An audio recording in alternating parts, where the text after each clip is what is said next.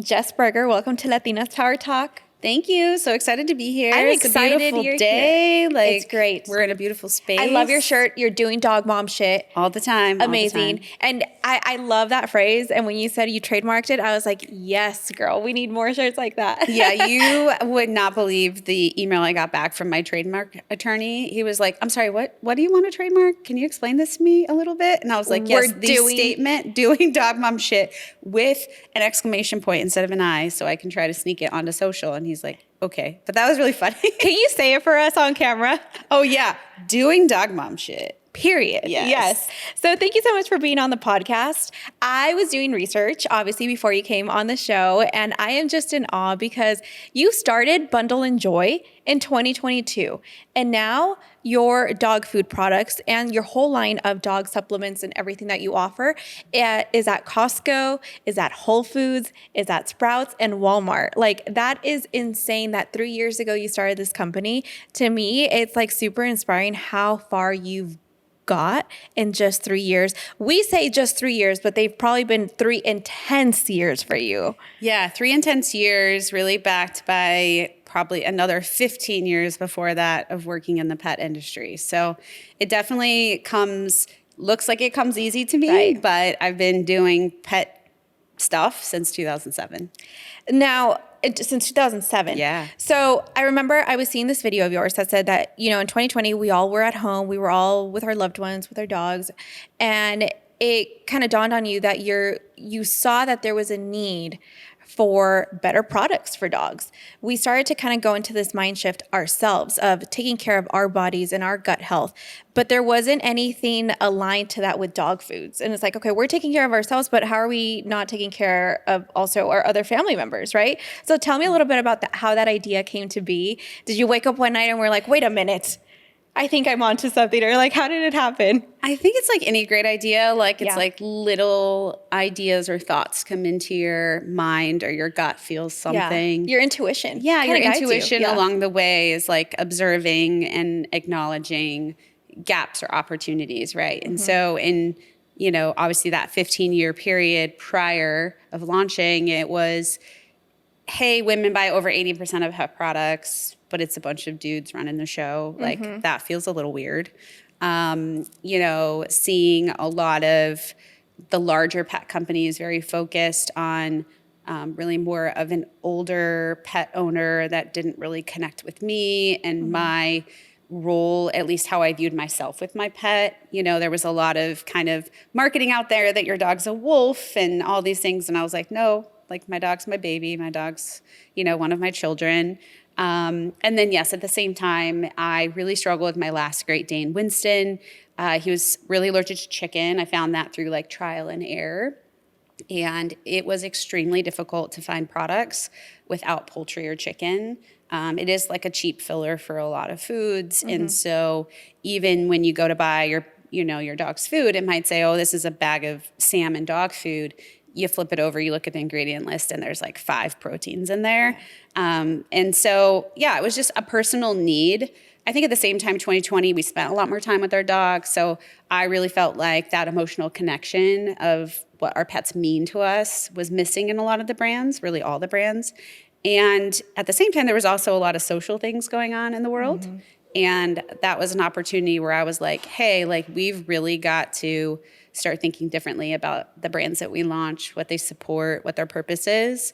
And hey, I might be someone that can help champion kind of a different type of brand and a company that leads with purpose first. Being intentional, yes. Yeah. So tell us a little bit about the ingredients that make your brand different from other dog brands out there. So definitely the gut health focus is super important. So we're going to be very choosy with the ingredients that we use. So responsibly sourced proteins, number one. So things like wild-caught salmon, super important, right? So that protein sourcing can definitely impact the health of the pet. We use a lot of superfoods. We use prebiotics, probiotics. Some of our new products even include like collagen and colostrum. Oh, wow. Colostrum too. You're going to have better hair than me. Yeah, I mean, like, colostrum is obviously kind of newer on the human side, but some of the same gut, allergy, inflammation benefits that we can see through colostrum. Our pets can too. So we're just very selective of our ingredients, also very allergy focused. So once someone kind of identifies they have an allergy, it can be super stressful when you go to the pet store because you might find one product that works, but then you're like, okay, now I have to buy treats or now I have to buy something else. It's like you have to go through the whole process again to find something that isn't going to cause issues. And so I really thought if I could create a line of products that met that same need, you could really trust the brand, trust the products, and you wouldn't have to like spend as much time doing all the research and going through trial and error, and you would just have more time for joy with your pups. When you first were in the development stage of your products, like how hard was it to actually find these products that are good for you? Because I feel like, correct me if I'm wrong, but a lot of ingredients that other companies use are the cheaper, kind of not so healthy ingredients. So to outsource things that are actually natural, organic, how hard was that to then compile it into like a product like that? I knew what I wanted the desired outcome to be. It was extremely challenging actually in 2021 when I was really kind of refining formulations because the pandemic had caused a lot of disruption in supply chain. So I don't actually tell this story very much, but like I had developed formulas. I had done all the work to kind of develop what I wanted, but we couldn't even get ingredients because there were so many challenges with disruption in the US. But I knew what I wanted to launch with. And the reality is, like in pet, there is every possible price point, every possible type of nutrition, formats. Like it is kind of insane how much is out there. And I knew what I wanted to develop for the end product, but I also knew I wanted it to be affordable and accessible. You know, I could have developed the most expensive product that would be the most optimal nutrition for your pet, but like if the vast majority of people couldn't afford it, that's not what I wanted to do.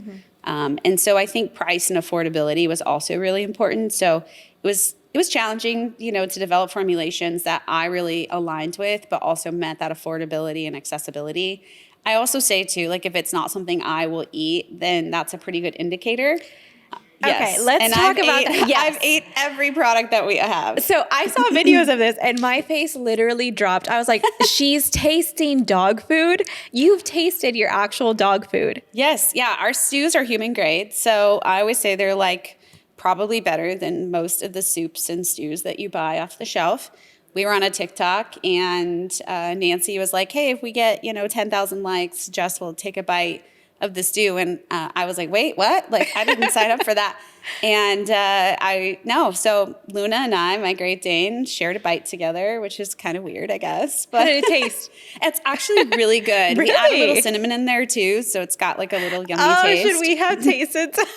Maybe for the next one, Okay. yes. Our salmon treats are actually great too. I've ate those multiple times in meetings. And It's like beef jerky probably, yeah, right? it's dry. We don't add any sugar, no canola oil, so it's just not like. But honestly, I had some human salmon jerky the other day, and I was like, this actually tastes pretty close to mine. Oh, wow. I mean, hey, do you ever crave it? No, but one time when my daughter was younger, we had friends over, and she said, Mommy, let's show them how we eat dog treats. And I was like, no. whoa, no, I swear I do not make my children eat dog treats on the regular. It was just kind of an understanding that like, hey, it's that clean that you could eat it. Yeah, so clean that you can eat it. I love that though. Like you said, like a dog is another member of our family. And if you're not feeding it something that you would eat, then why would you feed them that, Mm-hmm. Yeah. I was going to say, yeah. I mean, but also just, there's so much guilt and shame out there too. Yeah. And so as I was building the brand initially, it was all about, in my mind, like ditching what I call the dog mom guilt. Like you go on social media for 5 minutes and, someone's telling you that you're going to kill your dog because you're not feeding this food or you're not feeding that kind of food. And I was like, guys, like that's insane. Like you don't have to spend $500 a month to keep your dog healthy. Like there are options out there. So right. I think just everything we've always done, I feel like, has always tried to be like positive and not like scare tactics or negativity. And let's just like give someone a solution to a problem and do it in a way that they can afford it. And to me, that's like the most desired outcome. How did it look? I'm so curious to like paint a picture in my mind of like how it looked in the beginning. Like, were you creating this, testing things like in your kitchen before you even actually launched the brand? Like, how was that starting initial phase of Bundle and Joy?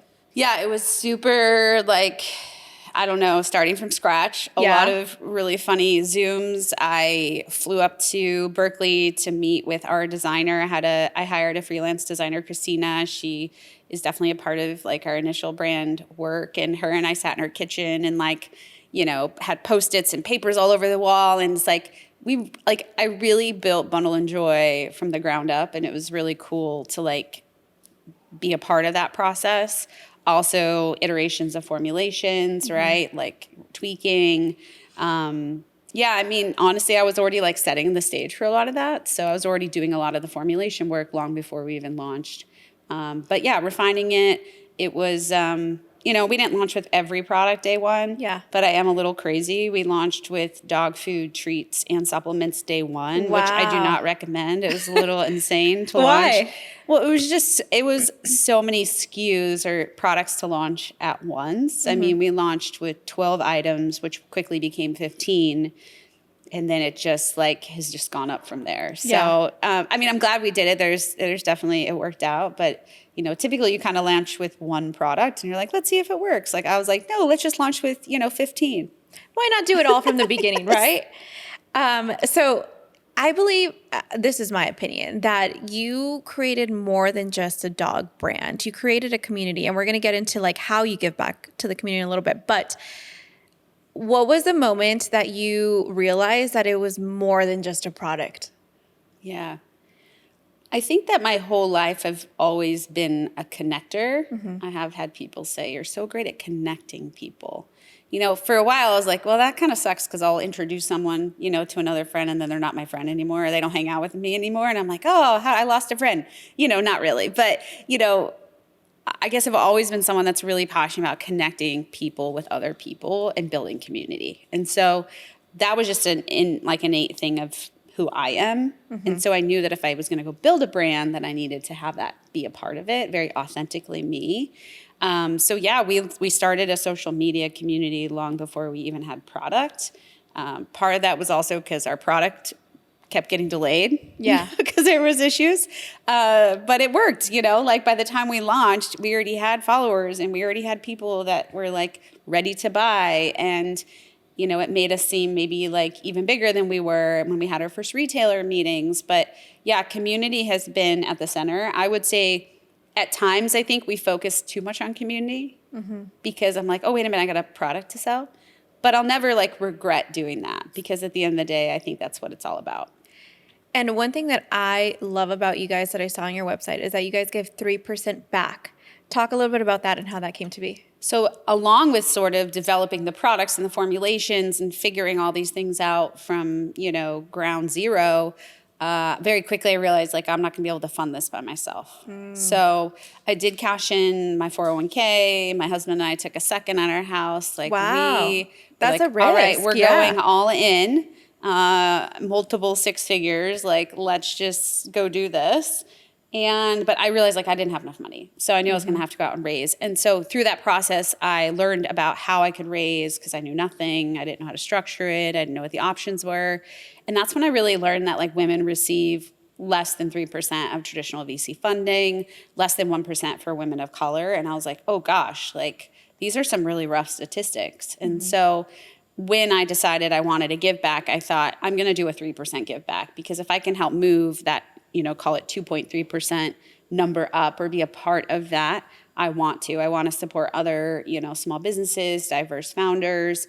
And that's been a huge part of our brand since day one. We give a lot back in mentorship and it's just a way because we don't want to be the last, right? We want to help inspire this type of change or this type of company for someone that's just starting out too. Okay, besties, I only put you onto the good stuff, and lately, I've been obsessed with Beekeepers Naturals. Not only are their products clean and science-backed, from their gut health kits, to their cough syrups, to their propolis throat spray that I swear by for keeping my immune system strong, but they're also on a mission I love.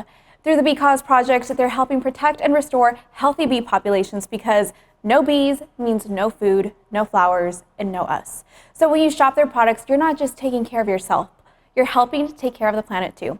Head over to beekeepersnaturals.com and use code VASQUEZ20, that's VASQUEZ 20, for 20% off. Hive-powered wellness for real. I had a guest on season 1, and this has been engraved in my mind because I could not believe it. They wanted a storefront. So they were out there calling, emailing, trying to get a space, right?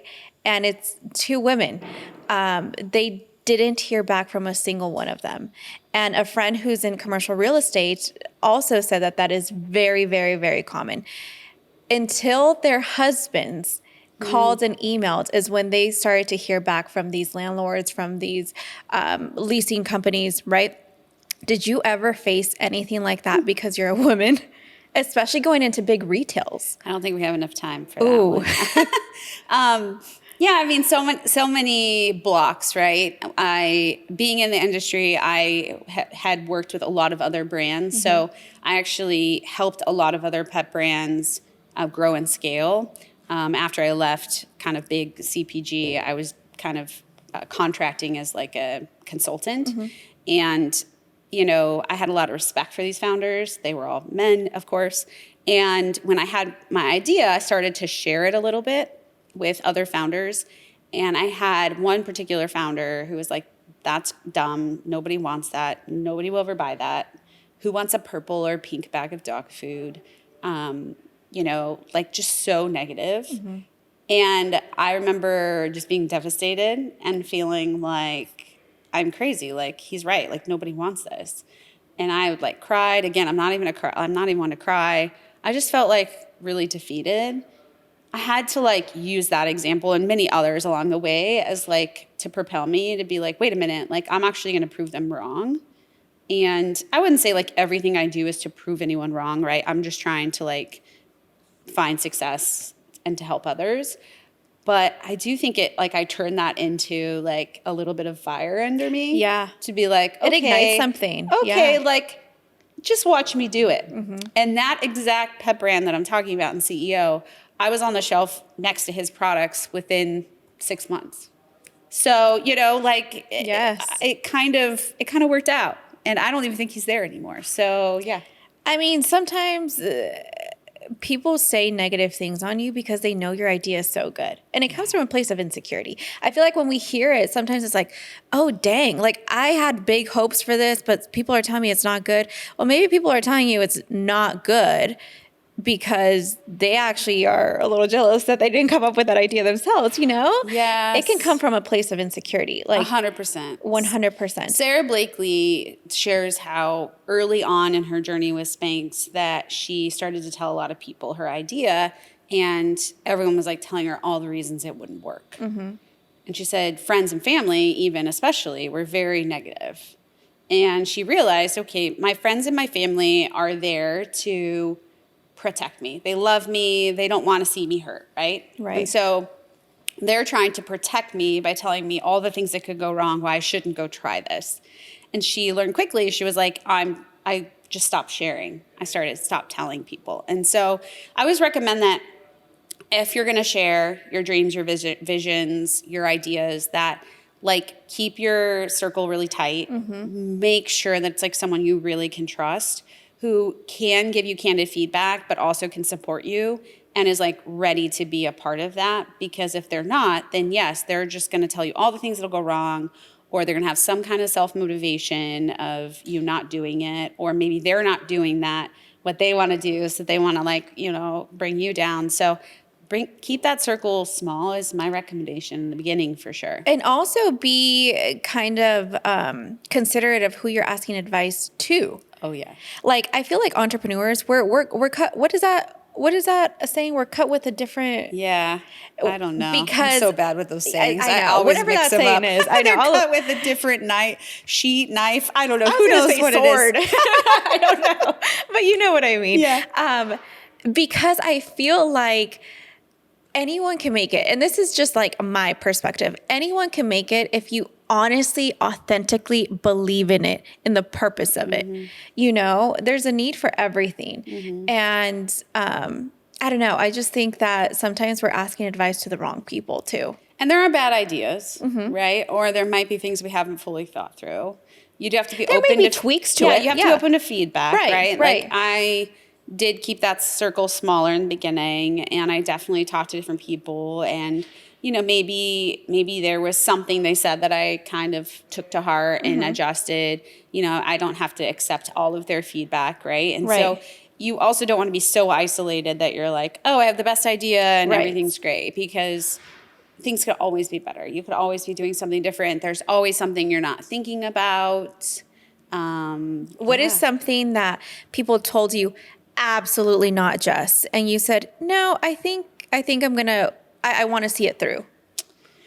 Yeah, I think that the give back and the very female forward approach to my brand received a lot of resistance.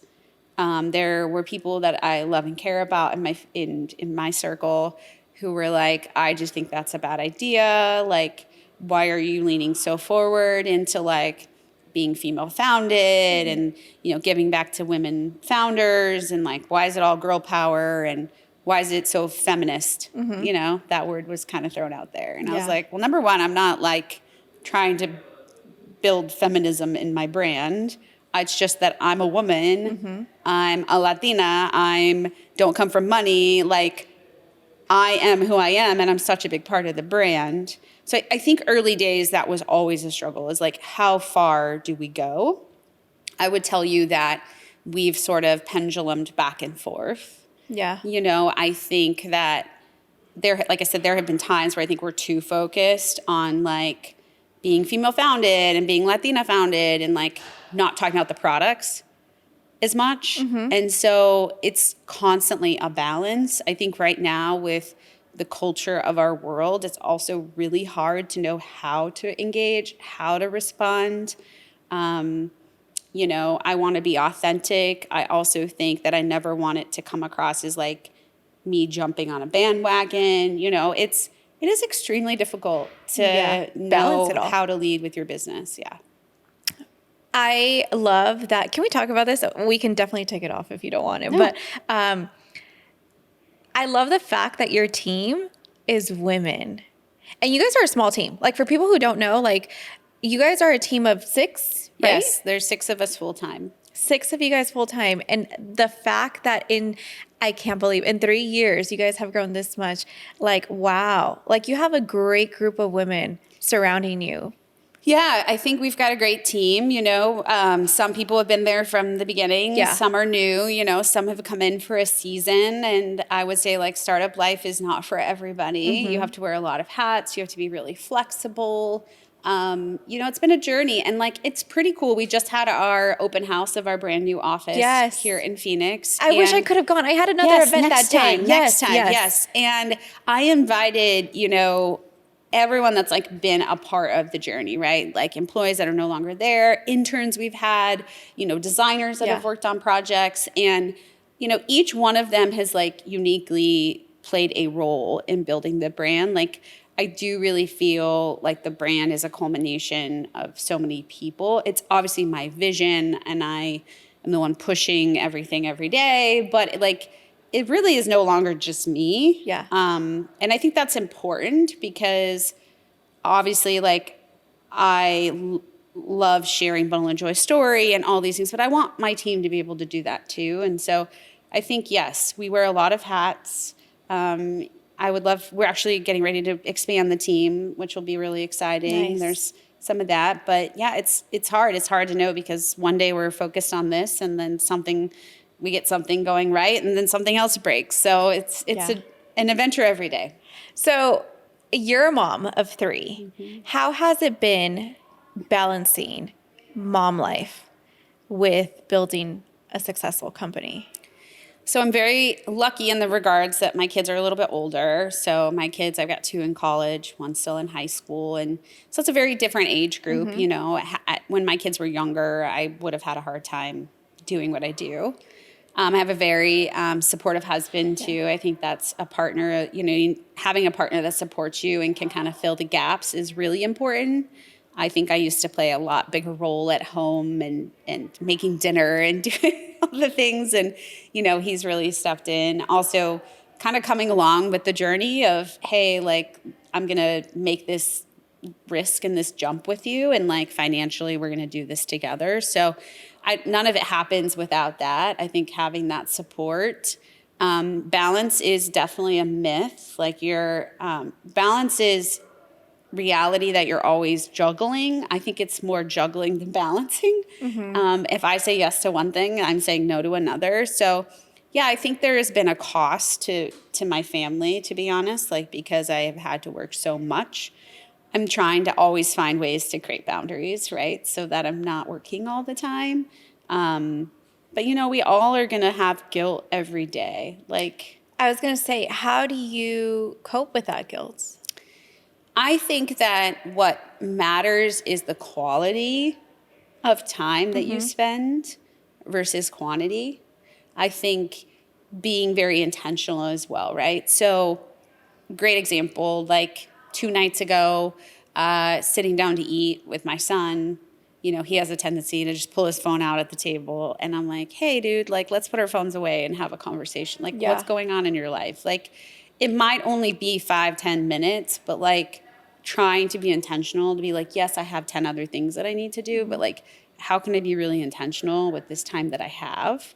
I think I've done a good job with that. I'm not perfect. And I think luckily I feel like all the investment early on in my kids' lives to like teach them to be independent and brave and strong and confident has kind of helped them, I think, to also be less reliant on me over time. But they're also involved in the business. They come work in the office. My whole family was helping me with Costco road shows last summer. Like my son jumps into the, bundle mascot costume sometimes. Like it's definitely a family affair for sure. Yeah. Can we talk really quick about how you got into retail stores? Yeah. So that's pretty impressive. Did that come to you, or did you have to go knock on doors for that? Gosh, I would say like nothing ever just comes to you for sure. I think it's about putting yourself out there, being in the right place at the right time, being prepared. I think also I have always been really big on sort of manifesting or setting goals. Yes. I think that's really important. So do you write them down or do you just visualize them? I actually did write them down. Yeah. So I had a list of like 10 things that I wrote as if I'd already done them. So I have my own brand was one of them. This was like many years ago. I have a brand, or I have a product that sells at Target was on my list like 10 years ago. I have my doctorate degree, which is something I'm working on. Are you really? Yes. Are you in school right now? Yes. Oh my gosh. We talk add about another that. thing. Yes. But I made that list, right? Like, okay, these are 10 things. Like, I'm going to write them as if they've already happened. Yeah. And then eventually I'm going to work to get to these things. Another one of mine is I've done a TED Talk. It's on my list someday. I've written a book. Like, these are things that are like, hey, at some point in my life, I'd love to be able to accomplish things. I think that really has helped me to sort of manifest. In regards to getting into retailers, I quickly realized, based on minimum order quantities in the pet space, that the only way I'd be able to really sustain the business would be with retail presence. And so I just knew that was going to be the game. Like, I was going to have to get into retail. Yeah. So we went to a big trade show in March of 2022 called Expo West.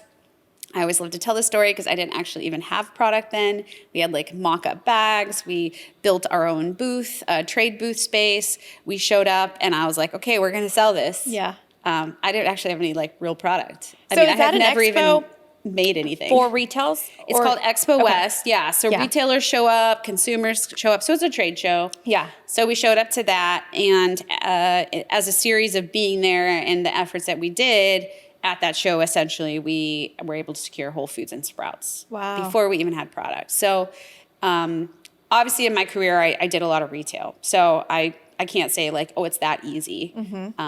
I know how retail works, right, from my career.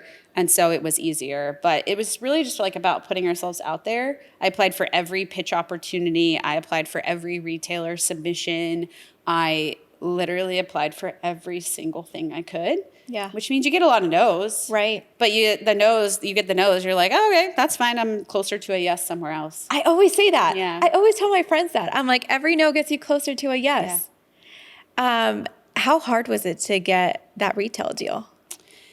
So, I mean, candidly, it wasn't as hard for me just because I had a lot of relationships already. I knew the space really well. I knew the category. I provided a lot of value to the retailer, and our packaging was so different and so disruptive. I love your packaging. Thank you. It's so cute. It was so different that I think retailers were like, oh, like, this is interesting. Let's try it. Yeah. I think if I had presented like more of the same, right, it would have been a very different conversation. Also, this was 2022. I think there was still a lot of focus on, hey, how can we help change the landscape of brands in regards to different types of founders? And so I do think, and maybe initially we benefited from some of those conversations. It may have helped me get the initial conversation in the meeting, but it doesn't help you stay on shelf. You still have to put in the work for sure. Can I just emphasize real quick something that you just said that I'm like, wow. The fact that you didn't have product and you already had secured the deal with Whole Foods and Sprouts, like, that's impressive. That is impressive. Impressive or crazy? A little of both. You have to be both. You have to be both. So I have a secret to share. I recently visited Contour Scottsdale, and let me tell you, it was such a game changer. I personally always struggled with getting my tummy just how I want it, and they made me feel so comfortable from the very start. So if you're ready to take your body goals to the next level, you've got to check out Contour Scottsdale. They specialize in creating a personalized experience for every client, from the very first consultation to your final results. Their non-invasive body contouring treatments are tailored just for you based on your unique needs. If you've been curious about body contouring, check out contourscottsdale.com, mention this ad, and book your complimentary mini session to get you started. Where do you see your company in the next 5 years? I think that Bundle and Joy could really become an even bigger lifestyle brand. Yeah. I really have started, I kind of started to tell people like, oh, I'm building a lifestyle brand, like not a pet food brand. I could see us launching so many different products. We already have started, right? In the last 3 years, we've already done massive dog toy programs. We have already kind of ventured into other spaces with like our merch and stuff for you and your dog. So I really see that Bundle and Joy like has so much room to collab, to grow into other sectors. I also just can't wait to see like what our give back opportunity is. Like it's pretty amazing to already see what we've given back this year. We don't typically share like the exact number, but it's pretty impressive to see what we've already given back this year. I would love to see our mentorship program expand. I think that right now it's hard because when we do mentorship things, they get kind of one-on-ones with me and my time is limited. But I could almost see like someday Bundle and Joy like championing even a bigger mentorship thing. Like how on a larger scale could I provide mentorship but to more founders or more small business owners? So, mind you, I'm not even like talking about sales. I'm not talking about any of these other things. Like I really, when I think about the next 3 to 5 years, I really think about the impact. And I think if you're always focused on that, the rest just kind of follows. Some things will work, some things won't. And I think that's the stage we're at in the company now is like, okay, I've got to accept that like some of the things we try don't succeed. That's hard, candidly, for like an achiever like me to be like, oh my gosh, like something might actually fail, I think that's the stage we're in now where we're in a lot of retail partnerships, but we have launched into Walmart. And candidly, like it has been harder than ever there because we're in markets where people don't know who we are. And so, again, we tend to kind of share the highlight reels, but as a company right now, we're like, how do we get more people to hear our story? How do we get more people to know us? And then how do we get them to try our food? Because once they try our products, it's game changer. Like literally last night, my dad calls me out of the blue. He's out walking his dog, and he's like, oh my God, I have to tell you, I just ran into one of my neighbors. They have 2 Frenchies. They tried Bundle and Joy. They stopped me in the road. They're just shocked. Like their Frenchies have like all these health issues have been resolved. And, I mean, it's my dad on a walk, which is kind of funny. But, I know that once someone tries it, like it's game changing. And so we just got to figure that out. How do we get more people to know who we are? And then how do we get them to try our products? Oh my gosh. I'm your fan. I really am. Like, I think you're so inspiring because you're all about impacts. Like, I'm sitting here and before you even said it, I was like, wow, when I said, where do you see yourself, this company in 5 years? It was all about impact. It was not of like, oh, I want to make X amount or, be in X amount of stores nationwide. It was more about, building community and creating an impact through every product, through every connection that you come across, which I think is so beautiful. And I think speaks volumes of like the heart that you have and like the person that you are. Where can people find you? Yeah, so definitely as social, we're Bundle X Joy on TikTok, Instagram, online, same bundlexjoy.com. In store, we're in Walmart, Whole Foods, and Sprouts. We're also on Amazon, and we were in Costco, but we sold out. So wow, hopefully, congrats. thank you. Hopefully, we'll be back at a Costco near you sometime in the future. At a Costco near you pretty soon. Which one's your favorite product? Definitely. So the Ride and Vibe are wild caught salmon jerky bars. Yeah. Those are definitely our top seller. Kind of the treats are kind of what got us started. Yeah. So it's kind of like that product that I'll always look back and be like, oh, this is, what kind of got us into stores. Yeah. My dogs love it. I'm also really proud of it because it's just, it has no sugar, has no oils, no seed oils, like a lot of these things that are super important and everyone can feed it. So yeah. I want to show it really quick so we can end on that note. Do you mind? I'll just go this way. Go around. Yes. Yeah. So I love the colors. Like, I really do. Like, I think that's one thing that when I see or hear Bundle and Joy, the purple is what comes to mind, which I think is like super strong in marketing of like attaching something. Like someone says Nike, the swoosh, you know what I mean? Yeah. So like you're building your brand. I think this is so beautiful. Like the packaging, it's not your typical dog food packaging, but it like attracts like the girlies, like I love how it looks. Thank you so much for creating a product like this. Thank you so much for creating community. And I can't wait to see where you guys go. So thank you for being on the podcast and go check out Bundle and Joy. You already know where to find them. So thank you so much, Jess, for being on the podcast. Yeah. Thank you. Thank you.